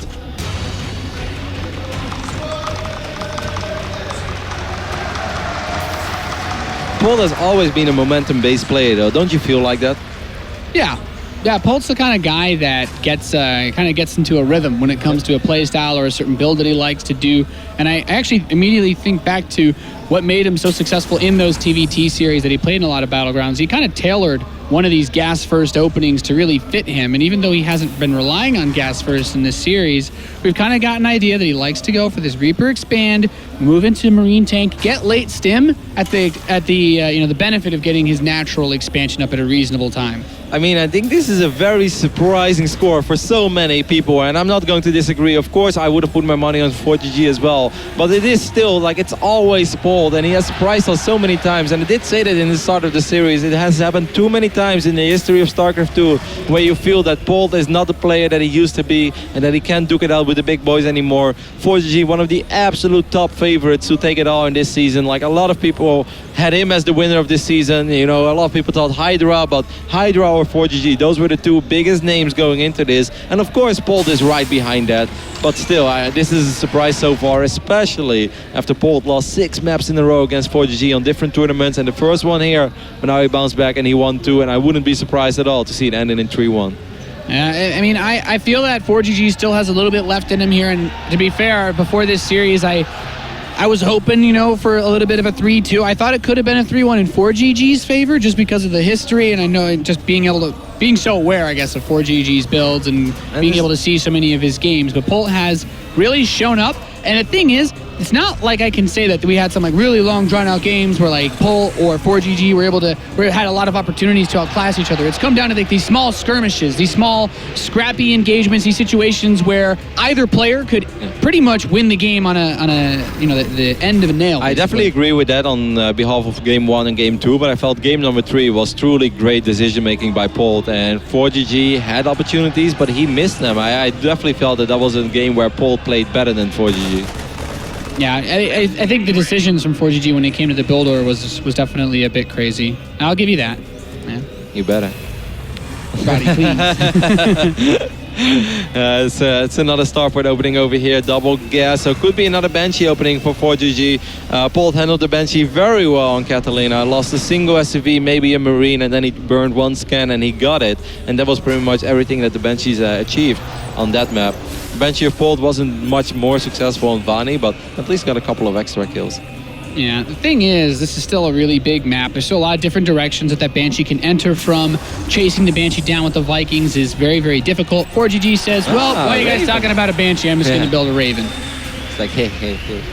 I still would like to see ForGG, you know, play this out with going for an expansion next if he can, and then moving into another factory. I'd love to see that neck play against Polt on a big map like this. These spawns are definitely a bit better. You can kind of go straight down the map. And this is also one of those maps where, because of the spawns being so narrow of a path between the bases, Vikings with the sensor towers can actually respond pretty quickly to big drop play. It could, of course, very well be a very similar build to what he used on Overgrowth. You know, don't fix it unless it's broken. Worked phenomenal for him on Overgrowth. Could be the same over here, but Deadwing is a little bit longer than Overgrowth, so it will be a lot harder to march across the map with 2 tanks, a Raven, a handful of Vikings, and a bunch of Marines. Yeah, I guess it's still a reasonable choice, though, because this map has that open space. You don't have to worry about the cliff as much, which makes it easier for doing things like landing those Vikings. And ForGG is already going to instill a bit of fear in Polt's heart, right? Polt going for the 3 turrets again. He's not taking any chances based on what his Reaper has seen. He knows that ForGG is someone who will punish him if with his control, right? ForGG's not just going to die to his scan. So have the 3 turrets, protect your add-ons, protect your mineral lines, and play safe. Polt believes he can win the macro game. He wants to have that economic edge, and so far he's got it. I mean, I feel this is almost a mirror image of Overgrowth so far. Polt, again, of course, investing in those missile turrets. That's something we didn't really bring up, but that didn't help him in defending on Overgrowth. You know, he made an eBay very early on, and he made 3 missile turrets that, of course, couldn't participate in the battle. Yeah, it's a lot of resources to invest to survive that early game, and you're definitely right, Roddy. But something else that you pointed out that's still very important for us to keep in mind, the rush distance on this map, not quite the same as Overgrowth. If he wants to make that big push, Polt will have that tank out. Although, to be fair, he had the tank last time, it just wasn't sieged for whatever reason. Yep, and a little bit out of position as well. Well, it's very similar. ForGG is going to go for it, man. Bunch of Marines. He has a Viking, he has a Raven, and tank number 2 is about to pop. Polt has probably identified it by now. He's going to throw up a second bunker too, and he already has his 1 tank. This time you better siege it, Polt. And I mean, it's still a very awkward scenario, because of course ForGG has slightly more units, so he's going to be in an okay-ish scenario. But Polt also starting to produce Vikings a little sooner this time, I feel. Yeah, this is Polt trying to get a little bit of air control. This Widow Mine from Polt is really nice, as it's going to force him to just burn something here or take a lot of time to get through. So he opts to just trade a Marine out to get rid of that quickly. And the Viking getting the first shot is very nice for ForGG. Yep. Keep in mind that he always has Raven. Yeah, I have a feeling he's going to try to use point defense drones to crack this. Like, he could play for the siege, which I generally find to be a bit of a safer choice, but ForGG's been showing some reckless play so far in this series. He does start up a factory, though. He's got Hellions and Cloak Banshees on the way behind all this. He's going to cast a Seeker Missile almost immediately again. Tank is going to try to run away, but won't really succeed in doing so. Even blew up one Marine in the process. But now, of course, the Raven doesn't have energy, which means that Polt can control the skies, moves forward, picks up the Vikings, but does he have enough to actually defend against the Marines and Hellions? His tanks are in range of Polt's tanks, so he's able to swat them down. Now, Polt, I believe he did just finish another siege tank. He really needs to just keep this bunker alive, otherwise ForGG can make a big move in on this. All right, 2 tanks getting in range right now of the bunker. Scan goes down. One of the tanks is very low, of course, for ForGG. Very interesting enough, Cloak just finished up as well, as there is a Cloak Banshee on the way for ForGG right now. Yep, he does have, as you said, Cloak finished. There's that missile turret there, though, and this Viking. He could try to swing in from the left side, and he would actually be out of range of that vision. He does have other scans available, but he's also gaining vision for these tanks to get some volleys off, That's too. a really cool build, of course, but ForGG is going to force these tanks to reposition a little bit. Scan goes down, but he won't be able to kill the Banshee just yet. And ForGG can swoop right in once again after this scan wears off. He's just being as annoying as possible. He throws another scan in. These Hellions are going to move down and target the Marines. They get on top of the siege tank, and the Marines are actually able to kill Polt's siege tank. So ForGG clearing out the tech once again. Now Polt did pick off ForGG's tanks behind all of this, so it's just naked Marines fighting naked Marines here in the natural of Polt. We're back to the Stone Age. No upgrades, no extremely good weapons, no tanks either. It's just a few Marines. But the Hellions roll up with the support of Banshees, and Polt's SCVs start to burn up. The Banshee with the Hellion support is too powerful for these Marine forces, and the whole natural of Polt cleaned out. Yeah, it's very exposed right now. I'm not sure what Polt is supposed to do. He's trying to muster out as many units as he can, but it's just one by one. He has already lost 17 SCVs. He was doing an absolutely phenomenal job in hanging in there for so long, but in the final seconds, this completely spiraled out of control. With the final bit of juice that ForGG had in that push, he was able to get the damage done that he was looking for. Now he's still building Banshee. He's still building just Hellions. No tanks for ForGG. This Banshee's going to move in. He's going to make a play on this siege tank once again, force out another scan from a very broke Polt, who just lost an absurd number of SCVs in this game. And then these Hellions with Blue Flame could actually just run in and kill everything right now. It's a very cool build by ForGG, the way he all sets it up and the way that the Cloak Banshee shows up in facing the game where you could really use it. And then the Seeker Missile makes a lot more sense, of course. Yeah, the thing is, when you move the Marines in and try to hit this Banshee, they all clump up, and that lets the Hellions just run in, get a ridiculous amount of damage off, and clean all these forces out. Once again, the Hellions starting to target down the SCVs of Polt. He does have Stim, but more Blue Flame Hellions are rolling on in, and he's having a very, very difficult time handling this pressure from the Millennium Terran. Yeah, even if he stabilizes right now, he's so far down economically. Look at these Hellions. They're just going to go in. They surround the siege tank. The dead zone, Roddy. They're in the dead zone, and so are these SCVs now as he fries the rest of them up, left behind in the natural. Polt stuck back on one base. He squeezes out a Marauder, but there's actually enough Hellions here to deal with this at this point. Polt, he just has to sit here, wait for another wave of units as he continues to run out of money. Pretty damn awesome. This is a 13-minute game, Nate, or 14 minutes soon, but it feels like it's been going on for 20 minutes already. There's just like this non-stop onslaught going on in the natural of Polt, but eventually ForGG was finally able to get that opening that he was looking for so hard. He was definitely pushing the issue, and he was almost starting to run out of steam. It almost seemed like Polt would stabilize, but then once again, in the final moments of that push, he finally got the damage that he was looking for. 17, 18 SCVs, 20 even in the end. Great timing on that Banshee, great timing on those additional Hellions. And the rest of the Hellions are going to run in. He uses the splash to hit the Marauders while he targets down all of the Marines. And yeah, Marauders are good, but they're not that good. Actually, ForGG changes his mind. He's just going to go for the SCVs anyways. Like, yeah, okay, maybe they were weak, but now you're not mining any money again. So once again, you're broke. Have fun trying to build more Marauders after that, Polty. These Hellions are not even done yet. They might actually get a couple of SCVs in the main base as well. The main base that's of course starting to run dry because a lot of mules have gone down over here as well. And this is the base that he's been mining for the majority of this game. It's an absolute massacre once more. 17 SCVs, maybe even 19 over here. Look at this. Polt sitting at 12 workers versus a 3-base ForGG who's now building 3 tanks at a time. He's getting his +1 upgrades for his mech.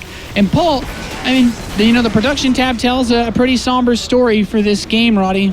Yes, no, there is. No matter how we spin this one, Nate, my TvT is not very good, but I think I could win in the position that ForGG is in right now, as he just has everything going for himself. Fourth command center, producing Hellions and Vikings, producing siege tanks as well. As one more upgrades are about to kick in, he's just going to send these Hellions past the army, get a couple of Marines, and then kill a few more SCVs, because why not? Yeah.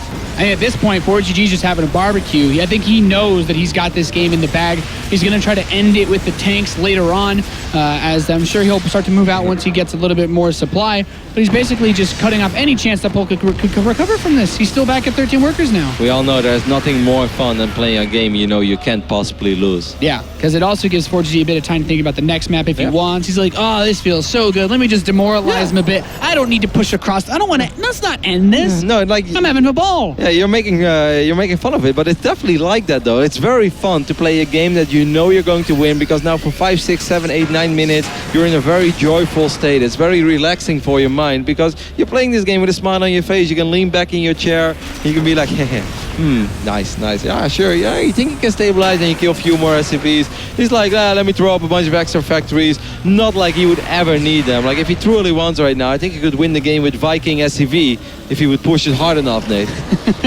He certainly has that option, but Polt's getting ready to move. He wants to receive this army unsieged. Generally, in a real game where both players are at an even amount of supply, this is how the Bioterran wins.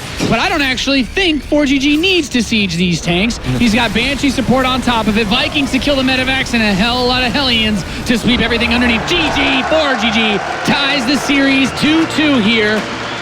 The WCS top 8. Awesome quarterfinal so far. Definitely the most evenly matched quarterfinal I'd say we've seen. I mean, maybe not on paper, but definitely in the way that the games have been played out. 4GG was awesome in game 1. Very decisive. Game number 2 and 3, I almost felt like it was all Polt, despite the fact he was under a lot of pressure. Game number 4, I was almost starting to feel that Polt was in another good position if he would stabilize, but 4GG just never let him stabilize. Came down to that very funny fight of a bunch of unstim Marines with no upgrades against each other, and then you felt that was kind of it, and then these 2 Hellions show up, and that one Banshee that just completely ruined the party for Polt.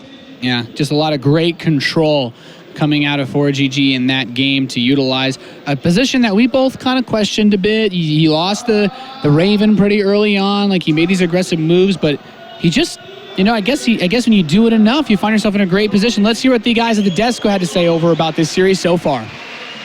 Thank you very much, Nathanius. What a fantastic series so far. This has played out excellently. We're having a lot of entertainment watching this game. It's very high level. 2 of the best players going at each other in this Terran versus Terran for that final slot in the semifinals.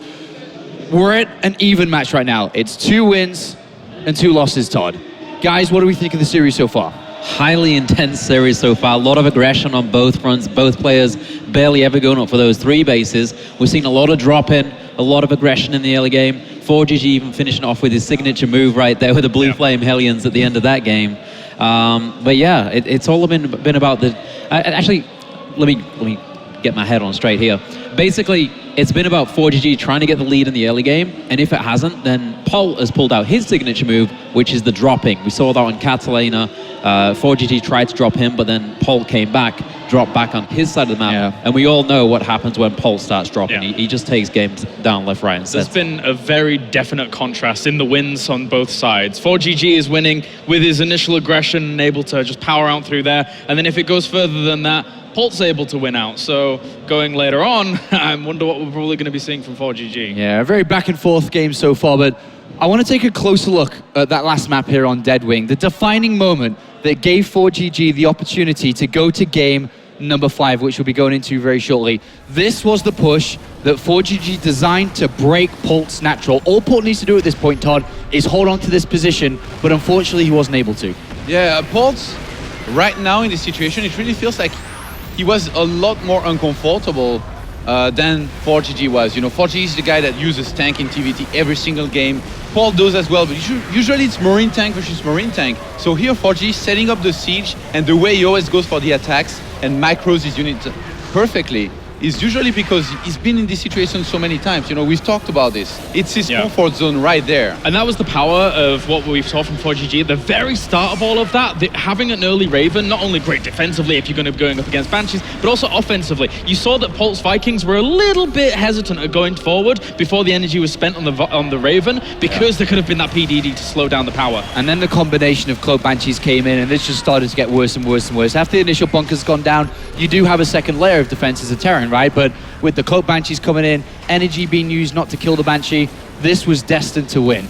Yeah, and then he tries to come back here, Polt, trying to defend with his siege tanks, but he doesn't really have the range that he needs, and ForGG just comes back in. The siege tanks are always already at the front because he's trying to pick off ForGG's siege tanks, and then he just picks them off. And then from this point, it looks like Polt is almost holding, but then you see on the production tab there's that blue flame follow-up. Three Hellion Banshees, and once the actual defense is broken, that was the end of it for Polt there. He let the flood in, and ForGG took full control. Guys, last map is going to be Inferno Pools to decide which plays semi-finals. It is one of the least played maps in the WCS, as everyone seems to veto it on ladder.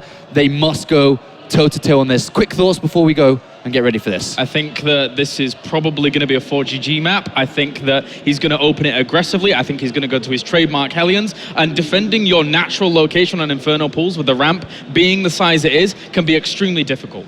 All right. I'm going to take it the other way. If it's close positions, I'm going to say it's a 4GG map with the early aggression. If it's the vertical positions, I'm going to go with a Polt map because of the drop potential. Todd, anything to add in here? I'm going to stick with Polt, but so far, as we said, it feels like whoever pulls ahead early on gets the win in the end. So it's going to be very important to pick the right build order. But I mean, as you said, since this map is played so few, usually, it's going to be tricky for them to pick a build. I can't even imagine what's going on through their heads right now. Yeah, a very intense moment here in the World Championship Series. We're going to go to a very quick commercial break, and when we return, it's going to be Game 5 on Inferno Pools.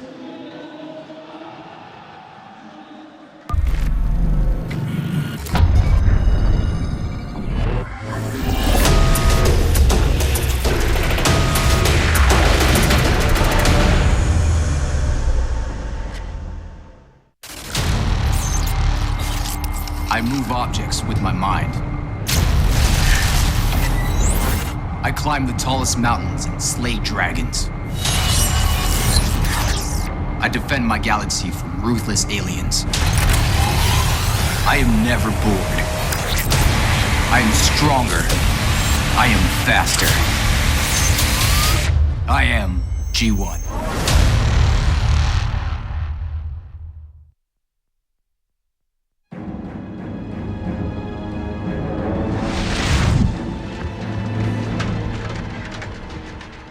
I was once a far strider. I swore an oath to defend Silvermoon and its people to my dying breath.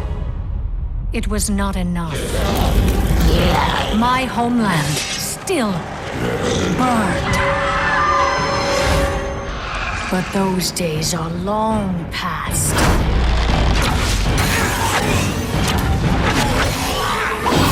And history will not repeat itself. I am Sylvanas Windrunner, Queen of the Forsaken. And if you will not serve me in this life, then you will do so in the next.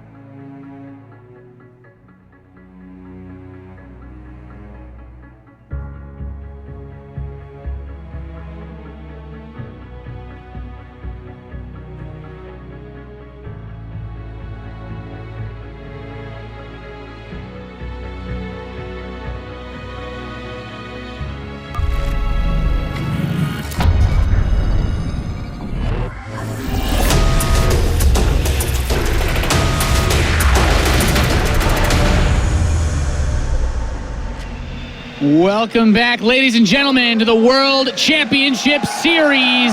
Final day for Season 1 here in 2015. We've got game number 5 up ahead of an amazing Terran versus Terran so far. Roddy, I can't believe I'm saying this, but it all comes down to Inferno Pools. Well, it's probably not the last time that we are going to say this, and the more best of 5 we will cast, Nate, because this is often, sometimes people say you save the best for last, but sometimes you also save the things for last you don't really want to do. Think of homework, practicing against Terran, or playing on Inferno Pools. Yeah, all 3 things that I think a lot of people would agree on. This map, of course, for Terran versus Terran, is actually a nightmare for you guys. Like there's ways in certain matchups that it works out that certain positions will be favorable against others, but boy, oh boy, we can talk about that a little bit more as we get into it. This trophy, man, everybody's hunting for it for Season 1. We're loaded in to Inferno Pools for game number 5. The winner moves on to play Bunny in the second semifinal. In the bottom right position, we have the blue Terran player representing Millennium. He is ForGG.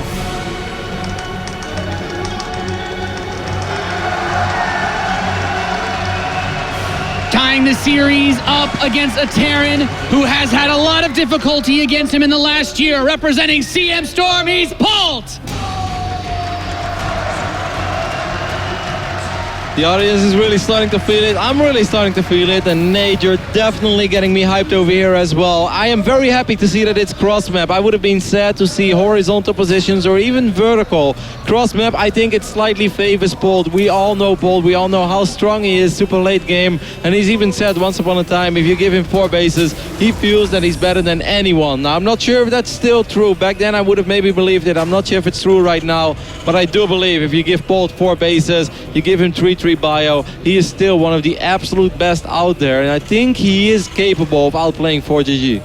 Yeah, I mean, I certainly agree with you at that point. In the games where Polt has been allowed to do what he really wants to do, that's where he's seen the success. Terran versus Terran these days is all about the openings. It's all about how much damage you can do in the first couple of minutes. It doesn't really matter if you fast expand, if you go for fast tech. It's all about how you react to whatever it is that your opponent throws at you, because you can fall behind very quickly going for a quick expansion. You can fall behind very fast. If you go for that harass, you need to be able to make the most of whatever the situation presents you.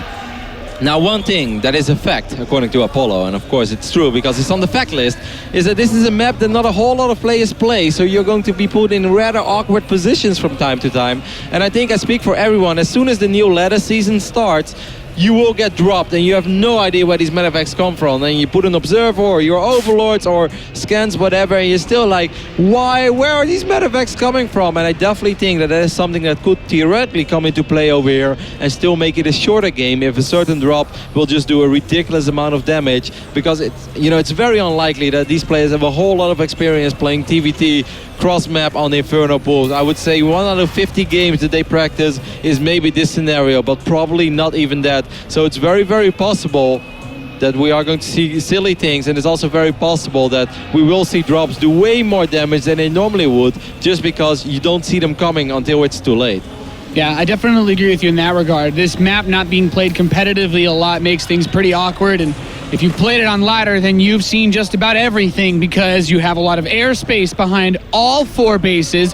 You have wide open areas in front of the naturals of all 4 bases. You have that gold base that can be taken if you fall far behind, and by that I mean if you spawn horizontal right outside of your natural expansion. So with the way that so many different games can pan out on this map, cross spawns give us the most semblance of a sane game ahead. It'll take a while to push across the map.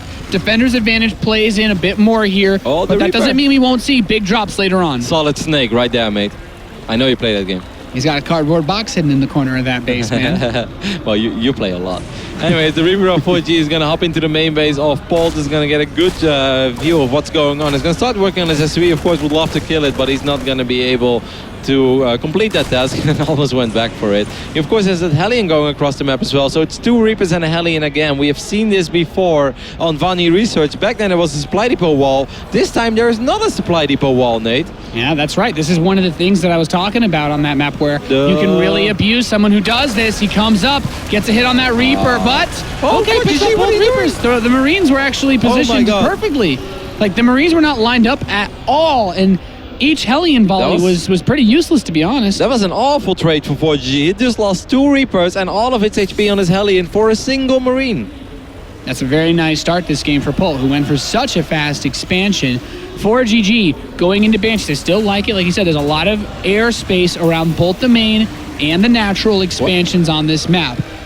It's also a map where we oftentimes, or at least, I can't say oftentimes because this map is so rarely played, but in my games on this map, you get those big doom drops, but then in the awkward base trades that happen time and time again. I've seen one of your awkward base trades. You could go, you see people end up on the islands, and like I've had games where I'm like, oh my god, this game's so crazy, I don't know where his last buildings are. And then I go to the island, he's got like 8 turrets, and he's like building a Banshee. I'm like, no! I've actually seen you play one of those games, and I was giggling like a schoolgirl because you were getting so mad and you thought you were winning, and the guy had like 7 turrets and 3 racks pumping out Marauders. That was so funny. I'm sorry, Nate. Only on Inferno Pools. ForGG throws down the command center on the low ground while he's going to try to make something happen in the natural ForGG, but there is a turret, of course. Polt has not underreacted against Cloak Banshees in any of the games he has played so far. Does a lot of damage. A single scan is probably enough right now. A well-placed scan.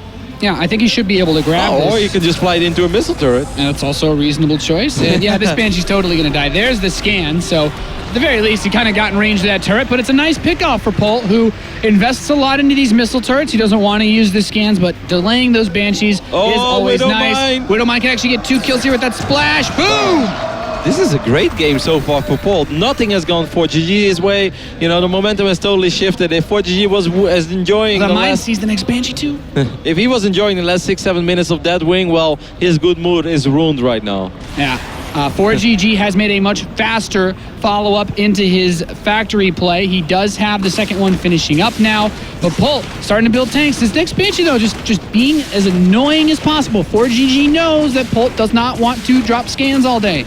No, but Polt is still ahead 9 workers, so even if he would drop a scan or 2, it's really not going to be the end of the world. That Banshee will eventually run out of energy. As long as it doesn't kill SCVs, Polt is okay. Is the Widowmine over here as well? It's just Marines. I think it's just the Marines this time around, so the Hellions come over to defend against this. That Viking's actually not anywhere close enough to defend. Still not a good trade there for Polt. Look at the worker count, Nate. He's 13 workers ahead. 13! Yeah, ForGG has been slowed down significantly. He's looking for a big play off the back of his Hellions. Blue Flame is coming closer and closer. I imagine we're going to see him do something very similar to Vaani Research Station. I would not be surprised to see him boot up a medevac now that his Vikings are finishing up. I'm still surprised that he's actually going straight for more Vikings. He must be concerned about a drop, but without a medevac, there's no way he's going to get into Polt's base to bring this game to equilibrium. Polt might end up losing this. Well, actually, he's not going to lose anything over here as the Vikings are not catching up on this medevac. Good movement there. Polt saves again the majority of his units. He's been very cautious with every single unit that he's had so far. Let's not forget about that Widowmine. I would not be surprised at all if it gets another hit, because this is just not the time. It's in just the perfect spot. Wow. Okay, ForGG realizes. Gross. And he's looking at us and he's like, he's like, turn around, man. We don't want to drive down this alleyway. Now the Hellions can just make a cute little bit of micro. He really hated that mine. It's those are those things that really snowball hard, man. I've seen world-class Zerg players ignore mines and drop series to Swedish Terrans in very important games, man. Those mines can really bite you in the ass if you ignore them too long. Didn't happen to be on Star Station, did it, Ned? I don't know what that map is, Roddy. +1 attacks finishing up for Polt as he's getting out a good amount of Vikings himself. Both players with so many different angles you could drop their bases from. Yeah, I know. You really have to be careful. I mean, there is World's Fattest Observer on the right top side of ForGG's base, which is that flying Rex, but, and that alone only covers a certain area. Like, it's very nice. It's a good observer. I think it's just got large, sharp edges, Roddy. Real observers have curves. That's right. Well, we can see here a couple extra factories are going up. These players blazing away on their keyboards. I really like that ForGG has kept a couple of Banshees mixed in. It's a very popular mistake of bio players against mech to go pure Marauder. And Polt is someone who loves his Marauders, especially against Protoss. But if all of his Marines get cleaned up by the Blue Flame Hellions and he builds too many Marauders, then those Banshees, if he wins the air fight, are able to pick off any straggling units left behind. I mean, Polt has to be very happy with how this game has gone so far. He's up in army supply. He's going to have a more mobile army soon as well. We were playing cross-map Inferno Pools. That might actually be the longest rush distance from base to base in our current map pool.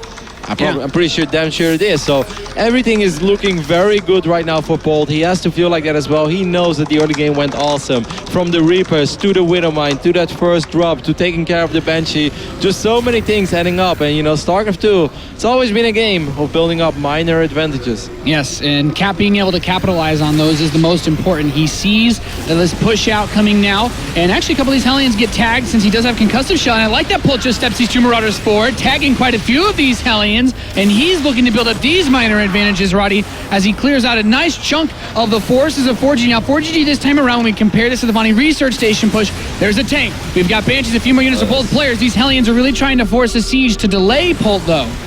I think the most important, I think Polt just wants to get a soft contain up over here, right? Just make sure that 4G can go up to 3 bases immediately. You could, of course, say that he could always take the island, but that would be rather awkward. In a matchup where Doom drops are so prevalent, that's really, really ballsy. He's actually behind on a Viking count now, so 4GG is going to have to send his Banshees up forward while the Vikings are distracted, but he loses his air control. Yeah, I think actually 4G is going to be able to clean this up, even though the bio units are, of course, doing a lot of damage. Well, so far, a lot of these Marines have survived, and the Vikings taking care of all the Banshees. 4GG won't clean this up at all. I think Polt has an opportunity to take this game right here, right now. Vikings are going to land right on top of the siege tanks. The Hellions are not firing on the bio. Another Banshee does pop out for 4GG, but he's just got a single tank and SCVs to fight against stimmed Marines and Marauders. This Banshee, one more scan, will be enough for Polt, and he's made it into 4GG's mineral line. He's down to 60 supply. Polt at 115, bringing back his first series victory in years against 4GG. If he can make this push work right here, right now. Winning the Viking war was everything. That meant that those Banshees were not able to take care of the tanks, and the Hellions, they were forced to shoot at the tanks, which meant that the bio stayed alive,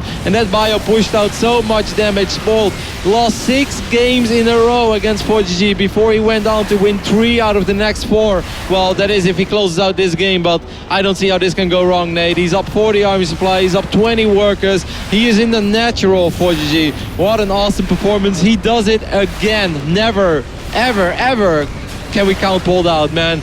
2018, when we're playing Legacy of the Void, I swear to God, we are still saying this. Polt can always defeat the players you don't think he's able to defeat anymore. Yeah, you know, there are people many miles away that would say this is a cost-effective composition that could turtle up, but I think he's a little bit too far now into the ground to claw his way out of this one. Polt's going to load up some medevacs to go to the main base of 4GG. He's going to hit him from multiple spots. He knows that if he had any units to defend, they'd all be in one spot. As the medevacs come up, he's in the main, lands some Vikings. He scans the natural. He says, well, you don't really have a whole lot here. You do, you buddies. Marines and Marauders stand in, going to pick up one tank.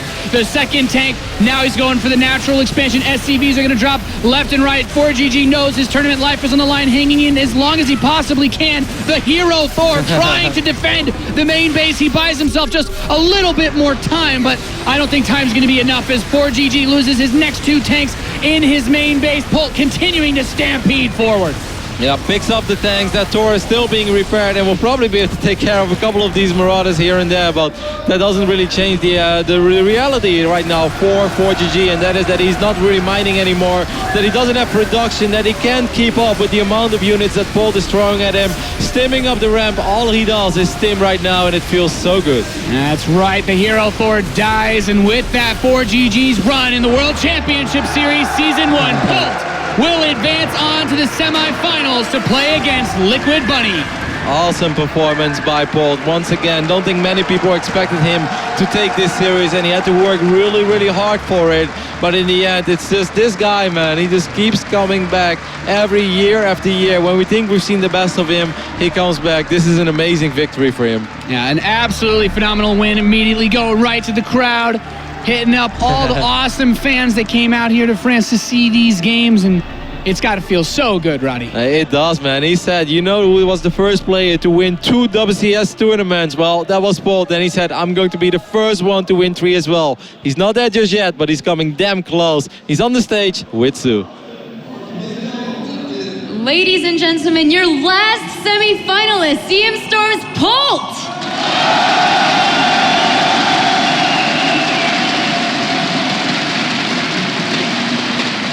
Polt, that was a terrific Terran versus Terran series.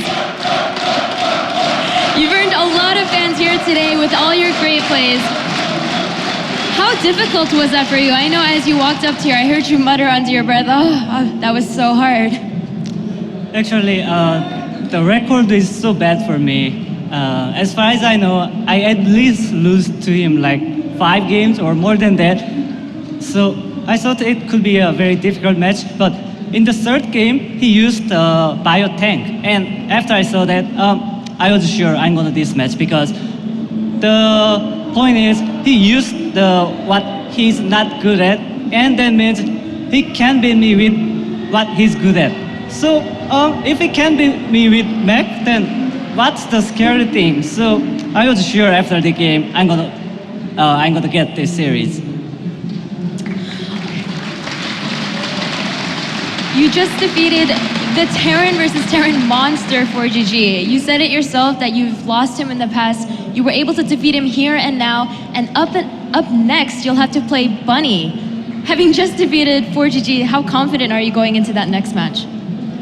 Actually, ForGG and Bunny are very different. I mean, ForGG likes mech and he plays very aggressively, but Bunny is kind of opposite. He likes to use biotank and he plays like very solidly. So I will have to find some other strategies for him. All right, and last but not least, after 16 players starting out at the WCS Season 1 finals here, we are down to 4, including yourself. Why should the French fans that are in the audience, as well as the people watching online, cheer for you, Polt? To be honest, among the 4 players, in my opinion, I'm the most handsome guy.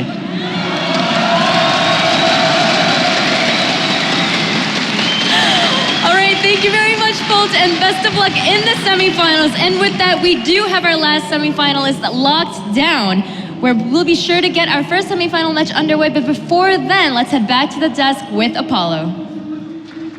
Thank you very much, Smix. Polt's answer there.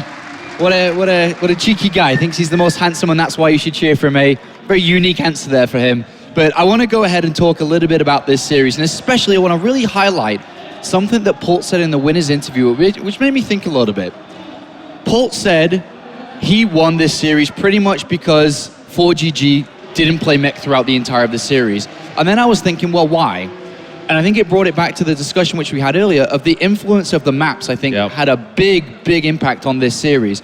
The first 2 maps, Overgrowth and Vaani Research Station, the 2 maps in this map pool, which are very heavily mech favored, right?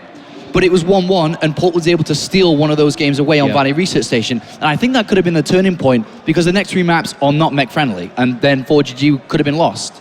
Yeah, exactly. And then the last map, Inferno Pools, we got cross positions there. The biggest map in the pool. And obviously, ForGG, you can't play mech there. You don't want to go mech on there. I mean, you still got a lot of Hellions out, but you just can't play mech on that map. So Polt just got his style out there, a lot more aggressive, a lot more mobility with his style, and he's just better at that style. You think that now Polt, having defeated the TvT master ForGG, has a great opportunity now against Bunny to defeat him and push himself towards the finals? I think so, yeah. I think it's going to be really tough for Bunny to take out somebody like Polt. And I mean, Polt, he just seems so confident overall. Even though this was a 3-2, he said, I really liked what he said in the interview, where he said, like, he wasn't playing his best style, and like even when he was, you know, like he was just struggling, and in the end he was forced to not play his best style, and he just couldn't beat me. So he just like, he has this confidence that makes me believe. You know, we call him Captain America, and I feel like to some extent he's almost like a politician. Like when he gets on the stage and even when he's not playing, he's speaking, he makes you believe, you know? He's got the whole crowd behind him. They're supporting him really well there. And the French crowd are very enthusiastic out there. They're loving every moment of this. Only 4 players remaining. Let's take a closer look at the bracket just to remind you who is still in the WCS Season 1 Premier League Finals. Kalaris, Hydra Showtime, Bunny, Polt.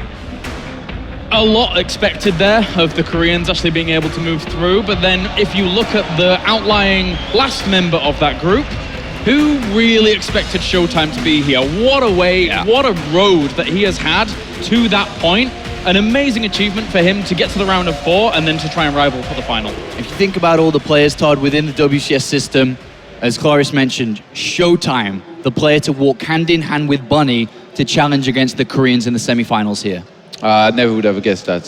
He's played fantastic, and definitely deserves being there, and I'm very, very impressed with him. And you know, it's not even over yet. He could make it to the finals, possibly win here. It's also like we've covered this. He's on the side of the bracket where he has the better chance. I talked a little bit with him, and he told me that PvT was his worst, so confirmed. Could have guessed, and he didn't get the chance on his side of the bracket, so he's gonna have a better chance against somebody like Hydra. All right, final thoughts, guys, before we get ready for the semi-finals. I think he's just echoing on the Showtime. I think it's fantastic for him because he's been that up-and-coming player. A lot of pro players have been saying, you know, this is the guy that is going to be the best foreigner soon, and we're seeing it coming to fruition here. Well, hopefully he can take on Hydra. It's a very difficult task, but we'll talk about that in a little bit here. Before we go to the semi-finals, we're going to take a very quick commercial break. Our next match is going to be Hydra versus Showtime. Guys, here's a question for you. Who would you rather take on a date, Kerrigan or Nova?